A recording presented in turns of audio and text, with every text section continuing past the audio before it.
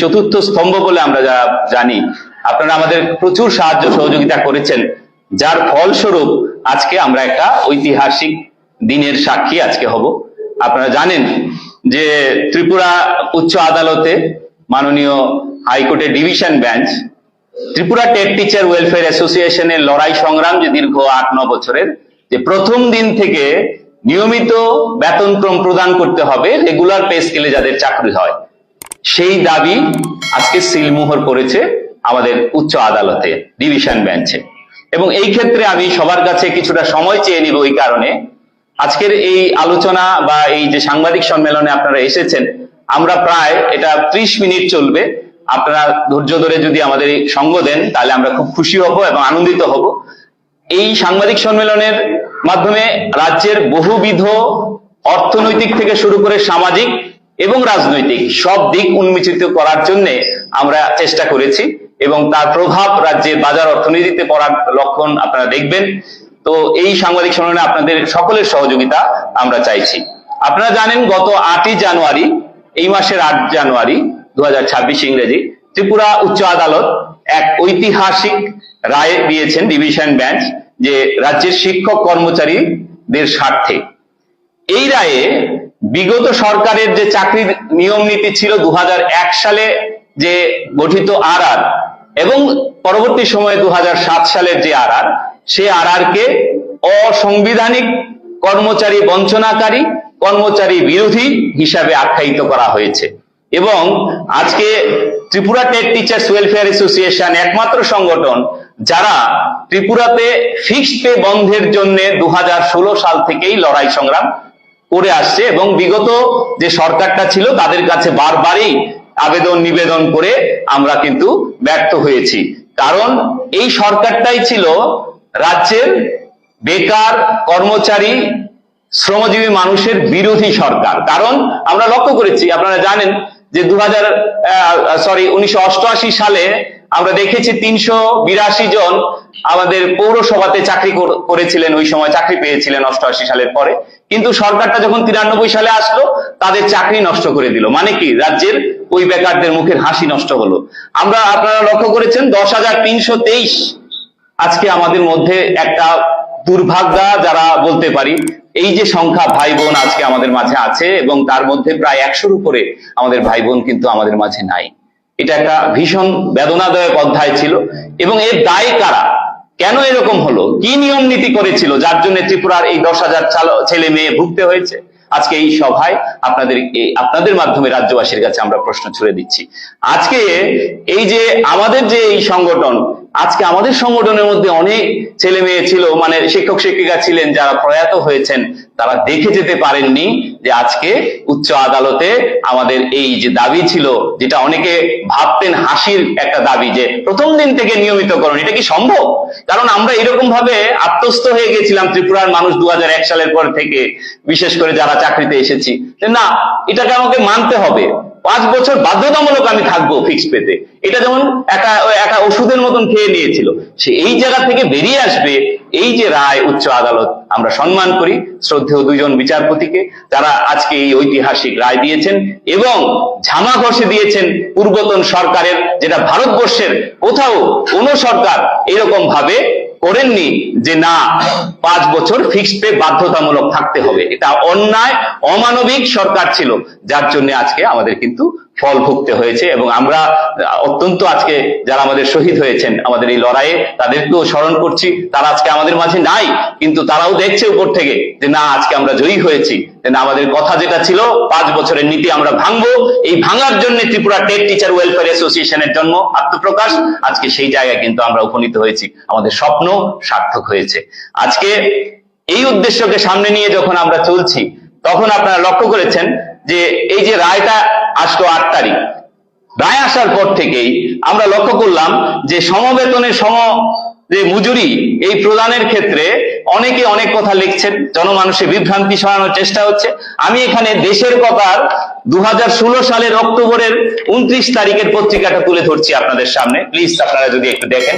এখানে লেখা, সমকাজে সমবেতন না দেওয়া অযৌক্তিক, বেআইনি, সরাসরি প্রতারণা। তাহলে কেন আমরা 16 সাল থেকে নিয়োগ হয়েছি, আপনারা দিলেন না কেন? সমবেতনের সম মজুরি কেন দিলেন না? তৎকালীন মুখ্যমন্ত্রী মানিক সরকারকে আমরা এই সভা থেকে প্রশ্ন করছি, তৎকালীন শিক্ষামন্ত্রীকে প্রশ্ন করছি, কেন দিলেন না সমকাজে সমবেতন? আজকে আপনারা দরদ দেখাচ্ছেন। আজকে এরপরও বলছে, আমরা দেখছি যে একটা জনমানুষে একটা প্রচার আছে কি, যে না সরকার অনেক হাজার হাজার কোটি টাকা লাগবে, এই যে টেট শিক্ষকদের কেসটা হয়েছে সেটাকে যদি সুরাহা করতে হয়, তাদেরকে যদি এরিয়ার দিতে হয়, তাদের মধ্যে যদি এই যে বেতন বৃদ্ধি করতে হয়, তাহলে সরকারকে হাজার হাজার কোটি টাকা লাগবে।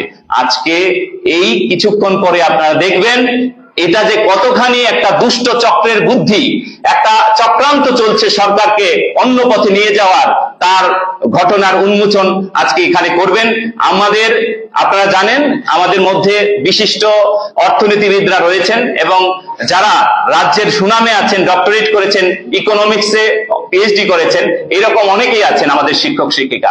তাদের মধ্যে একটা টিম হেডেড বাই আমাদের প্রেসিডেন্ট ডক্টর আমাদের রাজেশ স্যার, যিনি আমাদের অর্থনীতির ছাত্র ছিলেন, এখন শিক্ষক, উনি নেতৃত্বে আমাদের 10 জনের একটা টিম একটা ফিনান্সের ব্যাপারে তৈরি করেছে, যেটা দেখলে ত্রিপুরার সমস্ত মানুষ যারা এর মাধ্যমে উপকৃত হবেন, 2001 সাল থেকে পরে যারা চাকরিতে এসেছেন 2025 পর্যন্ত জেআরবিটি সহ লিখিত পরীক্ষায় যারা এসেছেন টেট এবং জেআরবিটি, প্রত্যেকেরই কি ধরনের বেনিফিট হবে এবং সরকার কত টাকা মূল দিতে হবে এরিয়ার বাবদ এবং মাসে কত টাকা সরকারের বৃদ্ধি হবে, আমি এই ব্যাপারে আমাদের এই যে একটা প্রস্তাবনা তৈরি হয়েছে, আমাদের এক্সপার্ট যিনি ছিলেন, আমাদের শ্রদ্ধেয় আমাদের যিনি এখানকার আমাদের সভাপতি, ওনাকে অনুরোধ করব এই ব্যাপারে বিস্তারিত আলোকপাত করার জন্য।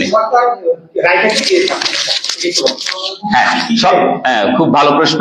সরকার রায় দিয়েছে। ত্রিপুরা সরকার 2001 সাল এবং 2007 সালে আর করে ঘোষণা করেছে যে নিয়মিত বেতনে চাকরিতে আসলেও আপনাকে 5 বছর বাধ্যতামূলক ফিক্সড পেতে থাকতে হবে, যেটা ভারতবর্ষের কোথাও কোন সরকার, না ডান না বাম না রাম, কোন সরকার কোনোদিন করেনি। পশ্চিমবঙ্গে যান তৃণমূল সরকার, সেখানেও করেনি। কেন করলেন সেই সময় মানিক সরকার? বলছে সমকাজে সমবেতন, সুপ্রিম কোর্ট বলে দিয়েছে 16 সালে, আপনাদের পত্রিকায় লেখা, দেশের কথা মুখপাত্র। কেন দিলেন না 16 সালে আমাদেরকে? আপনারা কি বঞ্চনাকারী সরকার? না, বলবো না। এইটা হলো রায়ের মূল, এবং রায়ে বলেছে এই কাজটা অসাংবিধানিক এবং কেন্দ্র থেকে কত টাকা আনা হয়? 100 টাকা। তার জন্য, আমার জন্য, ওর জন্য, তার জন্য, যারা যারা টেটে পেয়েছে 100 টাকা এনে 75 টাকা দেয়। 25 টাকা কোথায় যায়? প্রশ্ন রাখছি আপনাদের কাছে, আপনারা তো চতুর্থ স্তম্ভ। 25 টাকা কোথায় নিচ্ছেন? মানিক সরকারে নিয়েছেন, এখনো চলছে। এই 25 টাকা কেন গেল? কোথায় গেল? এটা অফেন্স না? এটা বলেছে হাইকোর্ট, যেটা কোথায় সরিয়ে নেওয়া হলো। এই হলো রায়ের মেন বিষয়, এবং যে এটা অসাংবিধানিক, আনকনস্টিটিউশনাল, এই কথাটাই বলা হয়েছে। আর্টিকেল 14 এবং 16 এর ভায়োলেশন হয়েছে। এখানে আর্টিকেল 14 বলেছে সমকাজে সমবেতন দিতে হবে, সেটা ভায়োলেশন হয়েছে। এই কেসটায় মূল বিষয় ছিল এই বিষয়টা। এবং আগামী প্রজন্মের কাছে আজকের এই সাংবাদিক সম্মেলন থেকে আমরা বলছি যে, আপনার প্রশ্নের রেশ ধরে বলছি, এটা হয়তোবা আপনারা অনেকে ইতিহাস হবে, আমরা থাকবো না পৃথিবীতে কিছুদিন পরে, 40-50 বছর পরে সবাই চলে যাব। এটা কিন্তু ইতিহাস হয়েছে ত্রিপুরাতে, যে আমরাই একমাত্র বলেছি যে প্রথম দিন থেকে নিয়মিতকরণ চাই, ফিক্সড পে মানি না। আজকে নতুন যারা চাকরিতে আসবেন, নতুন প্রজন্মের ছেলে মেয়ে ভাই বোন, তাদের সামনে কিন্তু আমরা ইতিহাস তৈরি করেছি। আগামীকাল থেকে যে চাকরি হবে, ফিক্সড পে ত্রিপুরাতে আর থাকবে না। ফিক্সড পে দেওয়া বন্ধ করে দিয়েছে মাননীয় উচ্চ আদালত। এই রায় মানতে বাধ্য রাজ্য সরকার। এবার আমি মাননীয় আমাদের রাজেশ দত্ত স্যার, যিনি এই ঘটনাটা তৈরি করেছেন, আপনারা ওনার কাছ থেকে সম্পূর্ণটা শুনুন।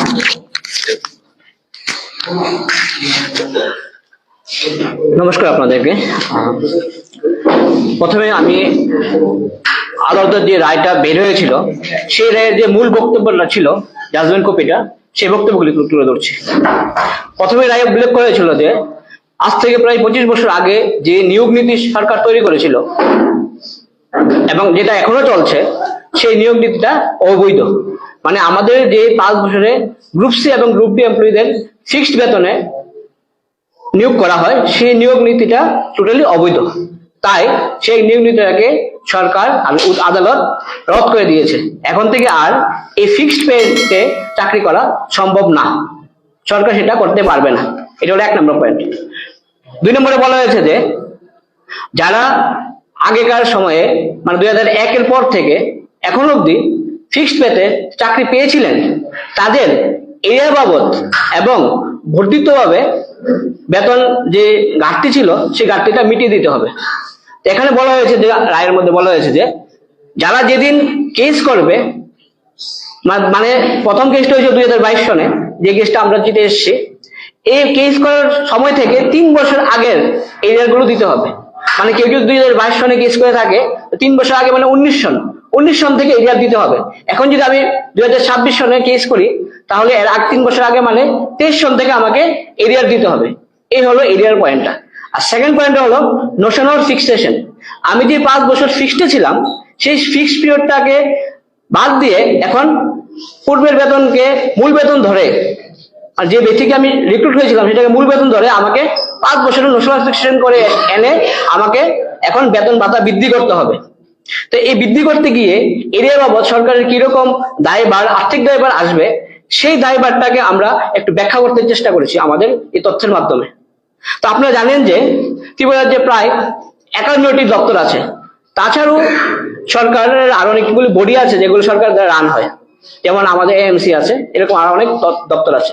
সেই দপ্তরে আজ অব্দি প্রায় 1,04,000, যেটা নাকি 2025-এর 1 এপ্রিলের তথ্য, যে 1,04,000 এমপ্লয়ি এখানে আছে।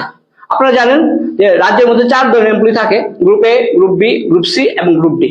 রায়ে বলা হয়েছে যে গ্রুপ সি এবং গ্রুপ ডি এমপ্লয়িদের মধ্যে যারা ফিক্সডে নিয়োগপ্রাপ্ত, তাদের ক্ষেত্রে এই রায়টা প্রযোজ্য। অর্থাৎ আমরা দেখতে পাচ্ছি যে আমাদের রাজ্যে বর্তমানে গ্রুপ সি এমপ্লয়ি আছে প্রায় 75,000। এই 75,000 এমপ্লয়ির মধ্যে এই রায়ের দ্বারা এফেক্টেড হবে বা প্রভাবিত হবে প্রায় 20,000 এমপ্লয়ি। তো রয়ে গেল 55,000 এমপ্লয়ি। 55,000 এমপ্লয়ি এই রায়ের মাধ্যমে প্রভাবিত হবেন না। এখন প্রশ্ন হলো, কারা সেই এমপ্লয়িরা যারা এই রায়ের মধ্যে প্রভাবিত হবেন না? তো তারা হলেন 2 ধরনের এমপ্লয়ি। একজন হলো যারা প্রথম দিন থেকে রেগুলার পেয়ে আসছে, তারা হবেন না। আর দ্বিতীয় জন হলো যারা 2001-এর আগে রিক্রুট হয়েছেন, তারা ওই আলোর মধ্যে পড়ছে না, সুতরাং তারা এফেক্টেড হবেন না। তাহলে যে 55,000 এমপ্লয়ি এফেক্টেড হবেন না, তারা কে কে? তারা হলেন প্রথমত 28,000 পুলিশ এবং টিএসআর এমপ্লয়ি রাজ্যের, প্রায় 2,000 ফায়ারম্যান এবং জেল পুলিশ, প্রায় 12,000 শিক্ষক, প্রায় 6,500 টিপিএসসি দ্বারা সরাসরি নিয়োগপ্রাপ্ত এমপ্লয়ি, এবং সর্বোপরি 2001-এর আগে নিয়োগপ্রাপ্ত প্রায় 6,000 এমপ্লয়ি। এই 55,000 এমপ্লয়ি এই রায়ের আওতায় আসবেন না। গ্রুপ সি এমপ্লয়ি এই রায়ের আওতায় আসবেন না। এখন আওতায় আসবেন কারা? প্রায় 20,000 এমপ্লয়ি। যারা গ্রুপ সি 20,000 এমপ্লয়ি, তারা এই রায়ের আওতায় আসবেন। এবং তারা কারা কারা?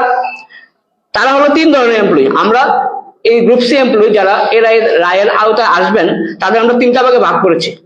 নাম্বার 1 আছে শিক্ষক। এই শিক্ষকের মধ্যে আবার 2 ধরনের শিক্ষক আছে, যারা টিআরপিটির মাধ্যমে শিক্ষক এবং টিআরপিটির আগে গঠিত হওয়া শিক্ষক।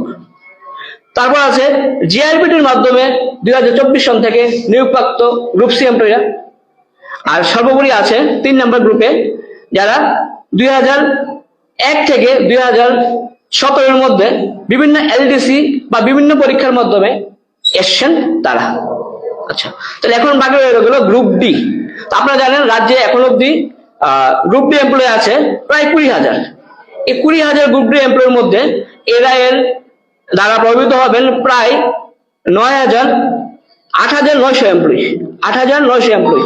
এবং বাকিরা এই রায়ের আওতায় আসবেন না, কারণ তারা হয়তো 2001-এর আগে নিয়োগপ্রাপ্ত, নতুবা তারা বিভিন্ন রকম আইনি জটিলতা রয়ে গেছে, সেই কারণে তারা এই রায়ের আওতায় আসবেন না। তো এখন যে 8,900 এমপ্লয়ি এই রায়ের আওতায় আসবেন, তারা কে কে? তাদেরকে আমরা 2টা ভাগে ভাগ করেছি। একটা হলো জিআরপিটির মাধ্যমে নিয়োগপ্রাপ্ত এমপ্লয়ি, আর একটা হলো জিআরপিটি গঠিত হওয়ার আগে নিয়োগপ্রাপ্ত এমপ্লয়ি। তো আপনারা জানেন জিআরপিটির মাধ্যমে প্রায় 2,400 জন এমপ্লয়ি 2025 সনে নিয়োগ পেয়েছেন, এবং এর আগে রয়ে গেছে প্রায় 6,500 জন এমপ্লয়ি।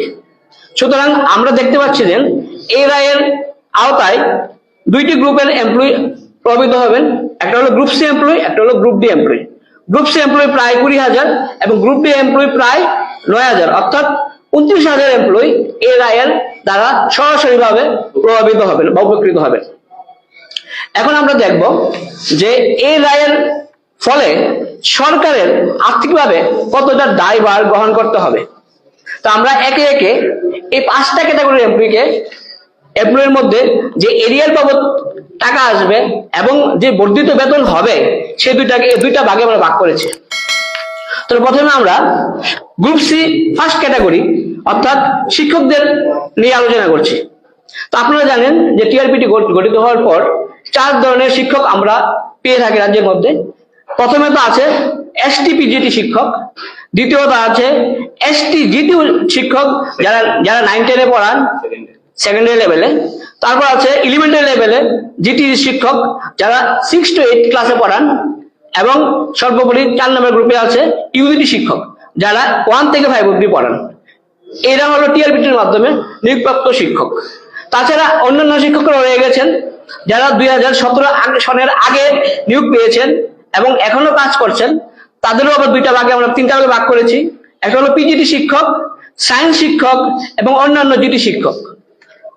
তো আমরা লক্ষ্য করি যে টিআরপিটির মাধ্যমে পিজিটি যারা শিক্ষকতায় আসছেন তারা এখন অব্দি প্রায় 1650 জন শিক্ষক শিক্ষকতা করছেন পিজিটির মাধ্যমে, এবং তাদের যে এরিয়া বাবদ 3 বছরের এরিয়া বাবদ যে সরকারকে দায়ভার নিতে হবে সেটা হবে প্রায় 55 কোটি টাকা।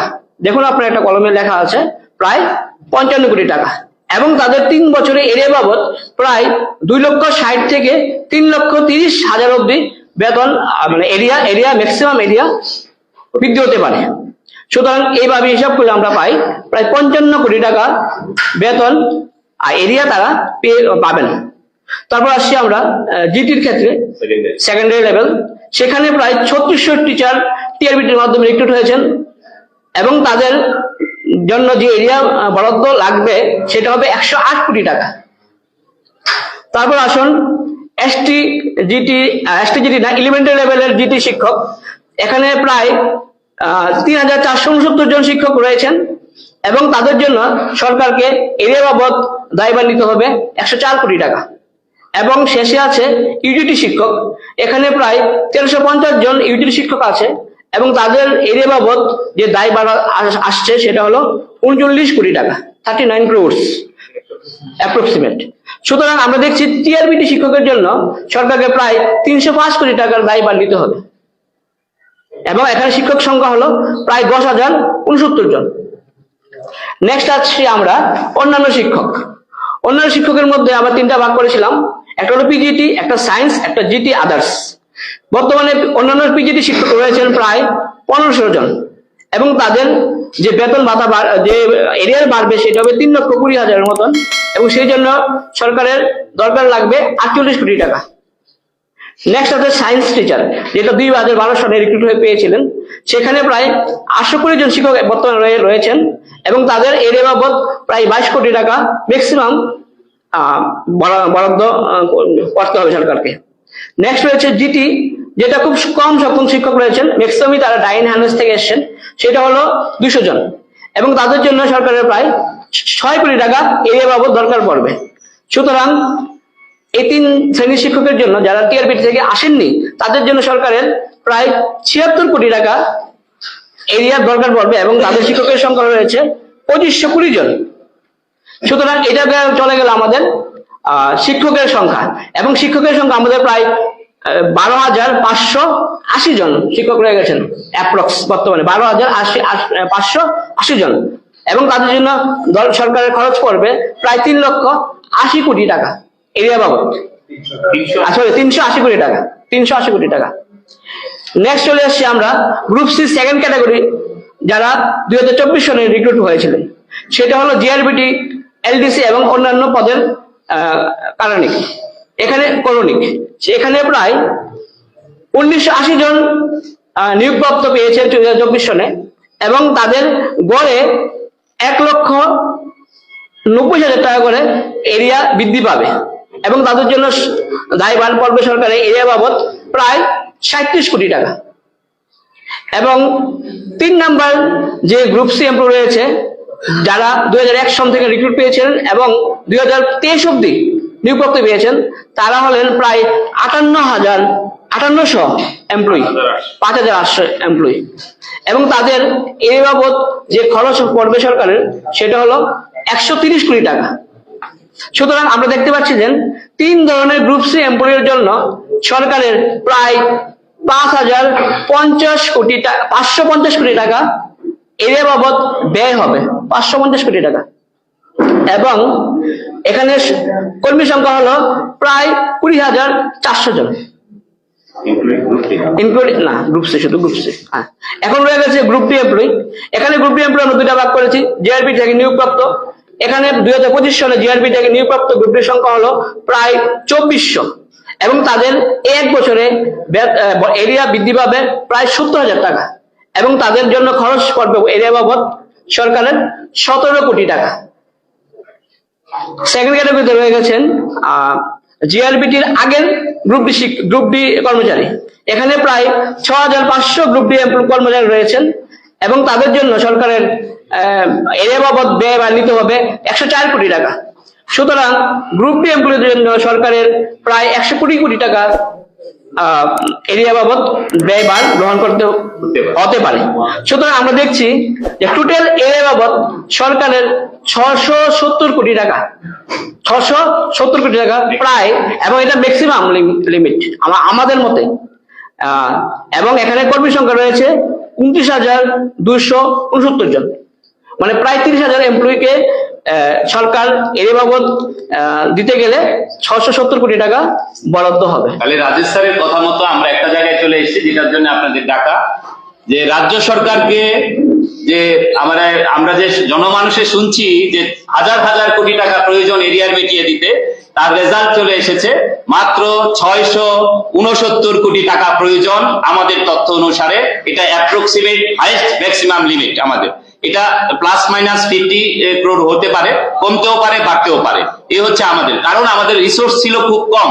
আমাদেরকে আমাদের ভাই বন্ধু যারা বিভিন্ন দপ্তরে চাকরি করেন, বিশেষ করে করণিক সেকশনের, তারা হেল্প করেছেন সংখ্যা দিয়ে, যারা কতজন চাকরি করেন, আর অঙ্কটা আমরা তৈরি করতে পেরেছি। যে সংখ্যার ক্ষেত্রে কিছুটা ভুল হতে পারে, আমরা সংশোধিত হতে চাই। রাজ্যের আমলাকুলের কাছে, আমরা সংশোধিত হতে চাই রাজ্যের মাননীয় মন্ত্রীদের কাছে। আপনারা আমাদেরকে তথ্য দিলে আমরা একজ্যাক্ট ফিগার তুলে ধরতে আরো সাহায্য হবে আমাদের। এই জন্যই আমি অভিনন্দন জানাই আমাদের শ্রদ্ধেয় শিক্ষককে, উনি এই ফিগারটা চলে এসেছে যে 669 কোটি টাকা প্রয়োজন অ্যাপ্রক্সিমেট ম্যাক্সিমাম। এবার নেক্সট, এটা কিভাবে উনি তৈরি করেছেন এর গ্রাফিক্যাল পিকচার, এটা তুলে ধরেছে। আচ্ছা, এটা একটু করে নি। আচ্ছা, আরেকটা বিষয়, এই গেল সরকারের এরিয়া বাবদ ব্যয়ভার 670 কোটি টাকা। এখন হচ্ছে আমাদের ন্যাশনাল ফিক্সেশন যদি করা হয়, মানে 5 বছর যে আমরা ফিক্সড ছিলাম, সেই ফিক্সড স্যালারিটা যদি আমাদের তুলে দিয়ে ফিক্সেশন করা হয়, তাহলে সরকারের এই 25 বছরের যে বঞ্চনার শেষ করতে গেলে সরকারের যে খরচ পড়বে, সেটা হবে বার্ষিক 216 কোটি টাকা মাত্র। এবং এটা মাসিক যদি হিসাব করি আমরা, সেটা হবে মাত্র 18 কোটি টাকা। অর্থাৎ সরকারের ফিক্সেশন করতে গেলে আমাদের স্যালারিটা বার্ষিক 216 কোটি টাকা ব্যয় বাড়িতে হবে এবং প্রতি মাসে 18 কোটি টাকা ম্যাক্সিমাম অতিরিক্ত ব্যয় বাড়িতে হবে। মানে আমরা 30,000 এমপ্লয়িকে যদি সরকার সন্তুষ্ট করতে চায়, তো মাসে 18 কোটি টাকা অতিরিক্ত ব্যয়ভার গ্রহণ করতে হবে। এক্ষেত্রে প্রতি এমপ্লয়ের গড়ে প্রায় 7,000 করে বেতন বাড়বে গড়ে, এবং এটা ম্যাক্সিমাম হলো 9,000, মিনিমাম হলো 3,500, গড়ে 7,000 করে আমরা 30,000 এমপ্লয়ের মাসে বেতন বাড়বে। এবং এরিয়া বাবদ আমরা প্রায় 2.5 লক্ষ টাকা করে সবাই পাবো 3 বছর এরিয়ার ধরে গড়ে। সেটা হলো সবটাই গড়ে, নিম্ন আছে, উচ্চ দেওয়া আছে, উচ্চতে হাইয়েস্ট।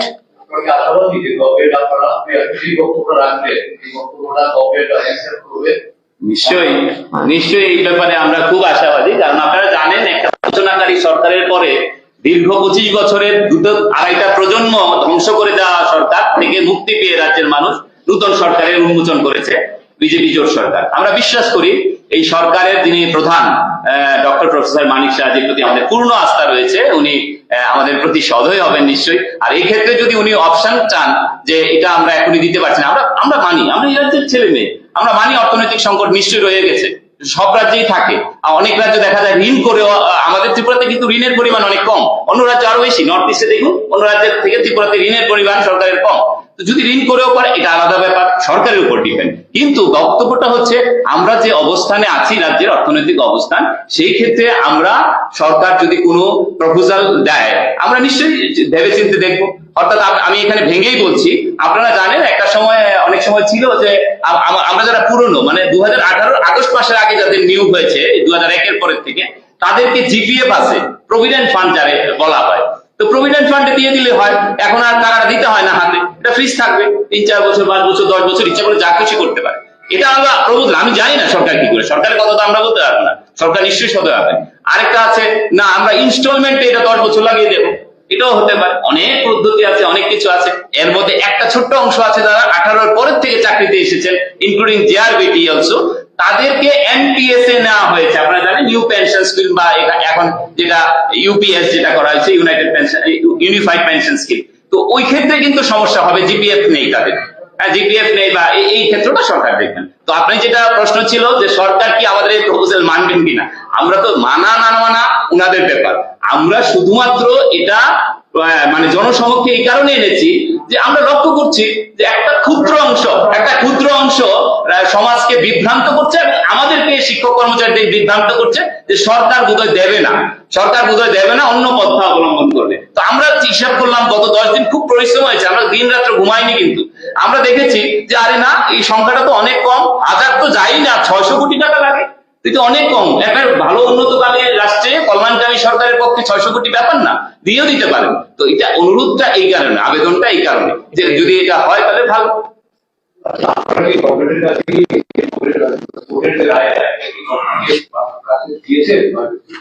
না, রায়টা তো আপনারা জানেন, এখন অনলাইনে সবটাই হয়। এখন এই যে রায়ের পুরো, এই যে রায়ের কপি, এটা অলরেডি সার্কুলেটেড সারা ত্রিপুরা না, সারা ভারতবর্ষে হাইকোর্টের রায়ের কপি পুরো আছে। সরকার কি হাইকোর্টের রায়টা অ্যাকসেপ্ট করবে, কার্যকর করবে, কি মনে হচ্ছে? এখন এটা সরকারের ব্যাপার, কিন্তু আমরা তুলে ধরলাম যে প্রত্যেকটা নোশনাল ফিক্সেশন করে এসে, 5টা নোশনাল ফিক্সেশন হবে সবার, 3% করে ইনক্রিমেন্ট। তো এটা করে এসে যদি বেসিক ফিক্সেশন হয়, তাহলে প্রতি মাসে যে আমাদের ব্যয় বরাদ্দ অতিরিক্ত রাজ্য সরকারের ঘাড়ে পড়বে, সেটা হচ্ছে মাত্র 18 কোটি টাকা, যা সরকারের জন্য একটা, আপনারাই বুঝতে পারেন, নগণ্য ফিগার। 18 কোটি টাকা অতিরিক্ত ব্যয় বরাদ্দ লাগবে মাসে, আর যেটা বছরে লাগবে 216 কোটি টাকা। একটা অভিযোগ কিন্তু ঠিকই আছে, বলে আপনাকে বলে দেওয়া আছে যে বেশ কিছু ক্ষেত্রে মানে কোর্টের রায় মানে না, কর্মচারীদের বিভিন্ন ডিমান্ড যেগুলো মানে না। হ্যাঁ, এই অভিযোগগুলো আজকাল না, বহুদিন ধরে চলছে, বছর এই অবস্থায় আপনারা কতটুকু আশাবাদী যে আপনাদের এই আর্টিটা অ্যাকসেপ্ট করবে? দেখুন, নিয়োগ নীতির তফাৎ আছে। এই আপনার প্রশ্ন খুব সুন্দর, কিন্তু আমাদের নিয়োগ নীতি এবং রায় এটা অন্য নিয়োগ নীতির সঙ্গে মিলে না। জুট মিলেরও তো একটা কেস আছে, আমরা জানি। জুট মিলে সুপ্রিম কোর্টে গেছে, হাইকোর্টের পরে সরকার সুপ্রিম কোর্টে দিয়ে দিয়েছে তাদের 1996 সাল থেকে এরিয়া। আমাদের এরিয়া কিন্তু 3 বছর মাত্র, যেদিন মানে আমরা পিটিশন চাইবো সরকারকে আমাদেরকে দিন, তার পূর্বে 3 বছর। কিন্তু ঝুট বিলটা 96 থেকে। হ্যাঁ, এটা আনকনস্টিটিউশনাল কোন বিষয়, যেটা মানিক সরকার তৈরি করেছিলেন ত্রিপুরাতে, এটা আলাদা বিষয়, এটা ভিন্ন মত।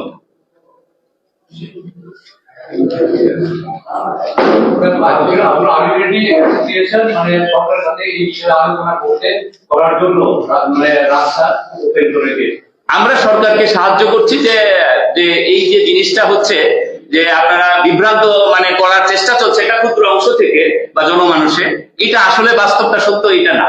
বাস্তব সত্য আমাদের এই যে ফিগার, এই ফিগারগুলি এখানে দেখানো হচ্ছে।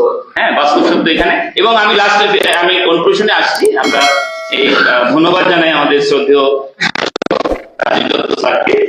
আপনারা জানেন অ্যাসোসিয়েশন দীর্ঘদিনের এই লড়াইয়ের ফসল আজকে আমরা মুক্তি পেয়েছি, যে স্থির বেতন আর থাকবে না ত্রিপুরাতে। নবপ্রজন্মের কাছে আমাদের একটা বার্তা। এবং আপনারা সবাই, আমরা সরকারকে এই জায়গাতে অনুরোধ করব যে মাসে 18 কোটি টাকা অতিরিক্ত ব্যয় বরাদ্দ করে রাজ্যের প্রায় 30,000 শিক্ষক, অশিক্ষক, করণিক কর্মচারী কুলের মুখে হাসি ফোটানো সরকারের কাছে একটা বিশাল সুযোগ। এবং সরকার নিশ্চয়ই যে এই দিকটা দেখবে।